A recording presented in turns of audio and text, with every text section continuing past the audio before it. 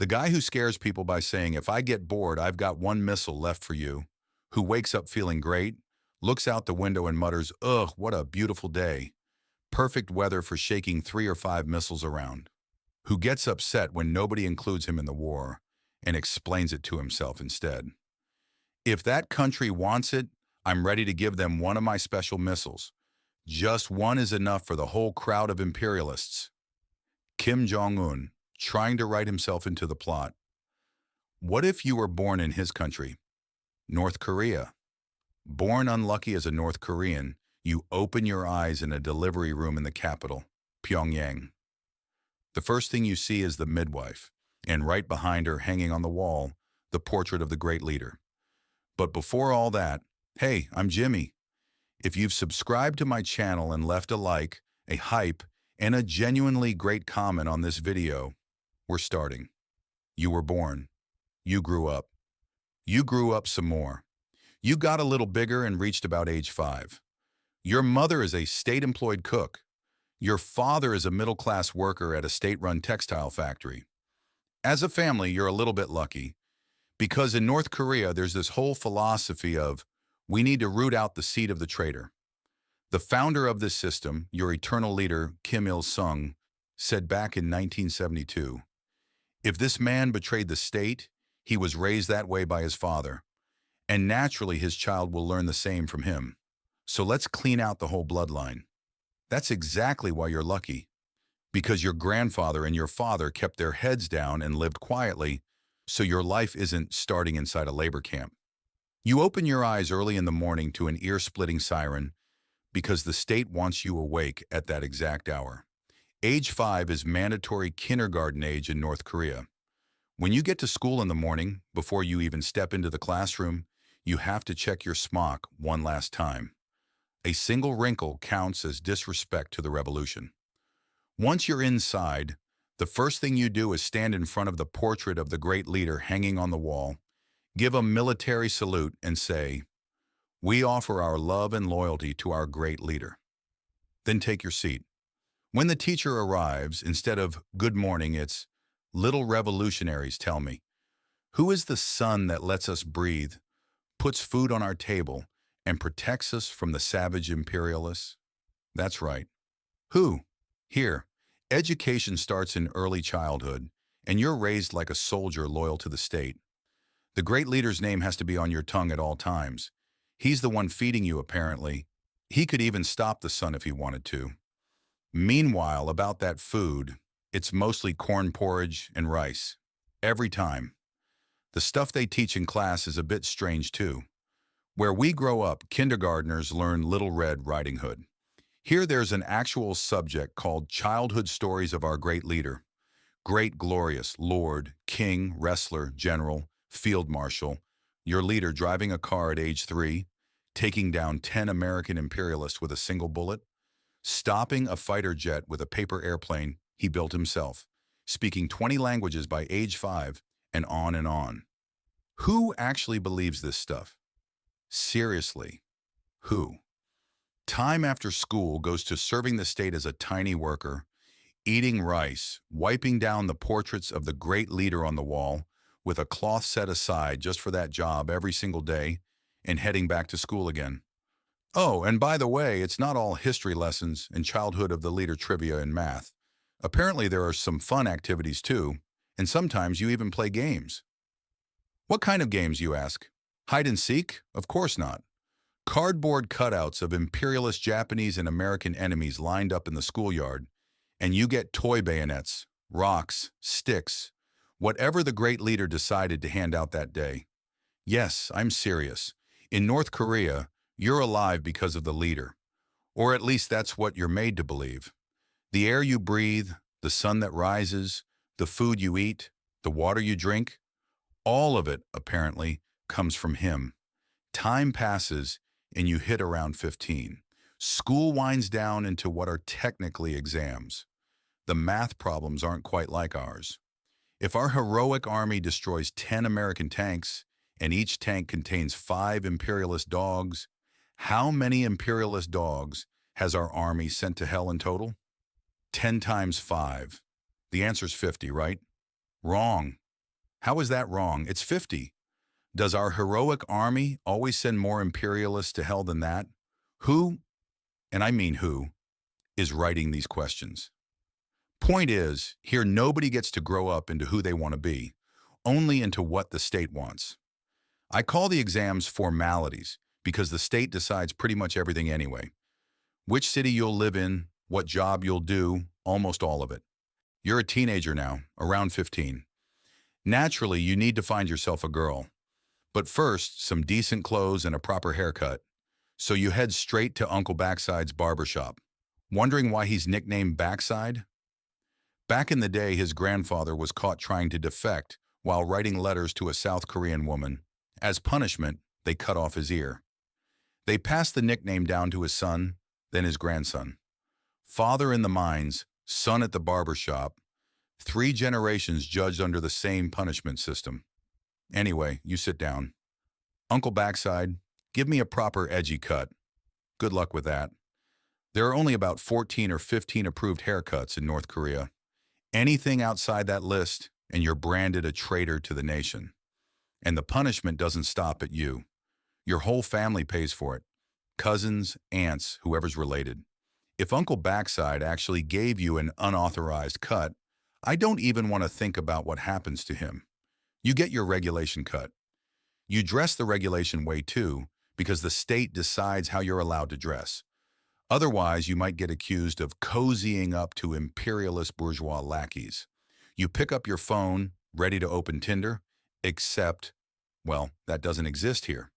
There are a handful of state-approved websites and messaging apps, and the moment you open them, you're greeted with glowing propaganda ads for the great leader. Every word you search, every message you type, every second you spend online is monitored by the state. Man, maybe I should just try a VPN.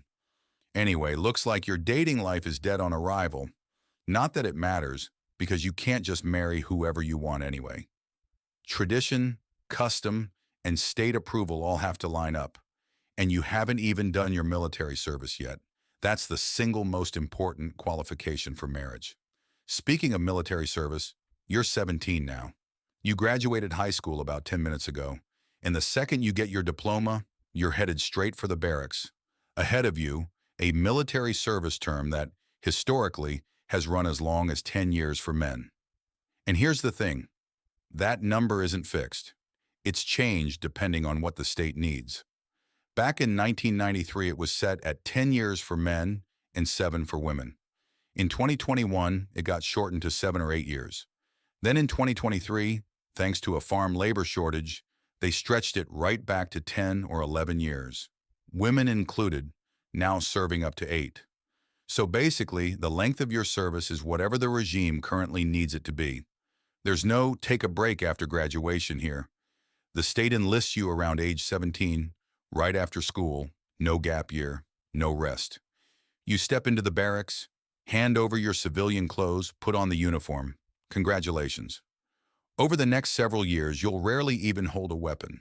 More often, you'll be learning hand-to-hand combat against imperialist enemies, planting potatoes and onions, hauling bricks on construction sites, digging in mines, and memorizing every ideological thought the great leader ever had.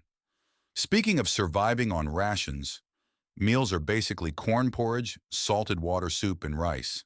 That's it. Except once a year, generously on the great leader's birthday, you might get a piece of pork or fish. What a generous guy. Here's a little military tip, by the way. If you catch a mouse or a snake on night watch and eat it, that's also forbidden, punishable by execution. All they'll tell you is, how dare you not be satisfied with the food our generous leader provides? You'd stoop to eating a mouse that lived off his generosity? Yes, Commander, fair point. By that logic, you've earned the death penalty. But if you're clever enough to claim the mouse was an imperialist agent nesting in the leader's crops, you might actually get praised for it instead. Anyway, found a loophole in the system there. Hopefully nobody comes looking for me after this video. Between construction sites, mines, fields, and gardens, you somehow blink and your 10 years of service are over. Time to return to civilian life. Though civilian life here doesn't mean what you'd think. You're a proud revolutionary now, and the state has decided you're worthy of oiling machines at a factory. As with everything else, career choice isn't yours either. You're now officially a machine oiler at a state factory, service obligation complete. So naturally, it's time to settle down. You drop hints to your parents, and they start looking for a proper revolutionary wife for you. They find someone. If your parents, her parents, and the state all approve, the first thing that gets checked is both of your Songbun scores. Songbun is basically North Korea's caste system. There are three broad classes: loyal, wavering, and hostile, but that's just the surface.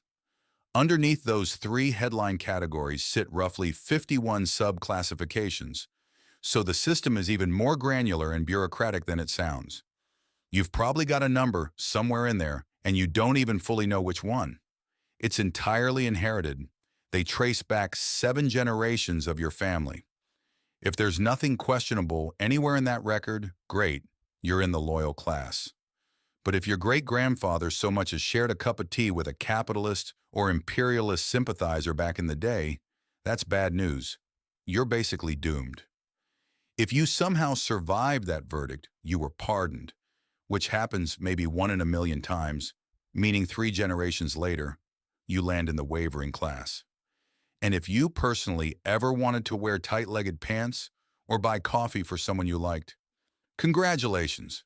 That's a full bourgeois offense right there. If you're not executed for it, you're branded hostile, and you'll spend your life cycling through ideological re-education camps.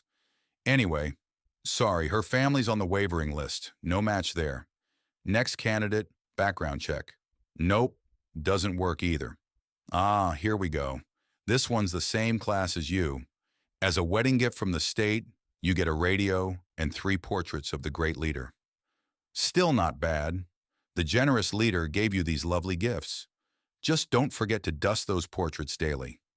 Now you're a factory worker, and you and your wife are living out your days together. Since purchasing power in North Korea is so limited, the money you make barely covers feeding yourselves. There's not much else to do anyway.